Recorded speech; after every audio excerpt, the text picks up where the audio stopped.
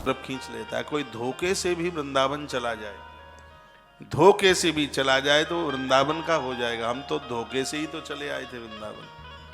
वृंदावन की माटी में इतना आकर्षण है, इतना खिंचाव है कि माटी छोड़ती नहीं है।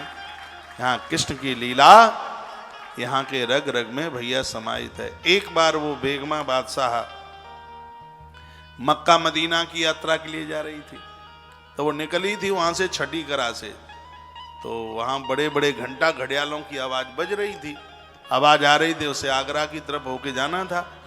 उसने अपने अनुयायियों को पूछा, ये आवाज काय की आ रही है? कहा, यहाँ हिंदुओं का एक छोटा सा खुदा रहता है। उसके मंत्री संतरियों ने कहा, तो वो बेगमा बोली, बड़े खुदा की यात्रा के लिए तो जा ही रहे हैं, कि थोड़ा छोटा खुदा भी दिखा दो। सुला करके वो बिहारी जी के मंदिर में आकर उसको खड़ा कर दिया गया। वो तो आकर्षण इतना है भगवान में, वो तो खड़ी खड़ी रोने लगी। उसकी आंख में से, बेगमा की आंख से अश्रुपात हो रहा था और कह रही थी, तुम हमसे बात नहीं करोगे, हम मुसलमान हैं इसलिए। हमें नहीं पता था नंद के बालक, हमें ये नहीं पता था कि तुम सिर्फ हिंदुओं के हो। यदि ये पता होता तो मैं हिंदुआनी बनकर तुम्हारे दरबार में चल करके आती। वो रो पड़ी। भगवान मंदिर से एक छोटा बालक बन करके आए और उसकी उंगली आकर के पकड़ ली। कहा, मैया मैं भगतों का हूं और भगत मेरे हैं। प्रभु ने जैसे स्पर्श किया मूर्छित हो गई। अनुयायियों ने उसको खड़ा किया और कहा, महारानी देर ज्यादा हो रही है, बड़े खुदा की यहाँ की यात्रा करनी है। रो पड़ी बेगमा और कहने लगी, मेरा तो काम छोटे ही खुदा से हो गया, अब मुझे कोई बड़े खुदा की जरूरत नहीं है।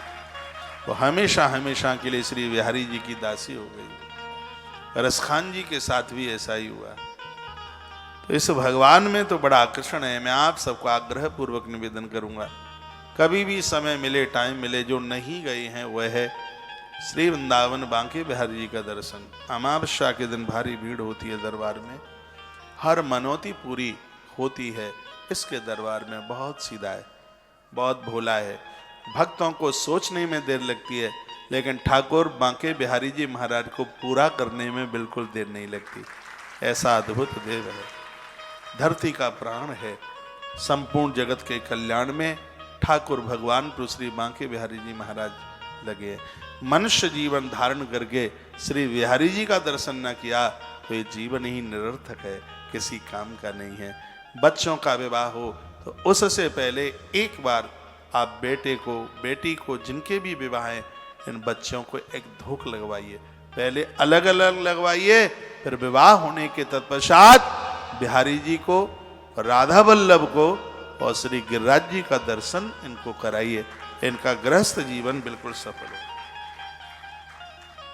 बड़े अद्भुत देव है भगवान प्रभु श्री बांके बिहारी जी महाराज।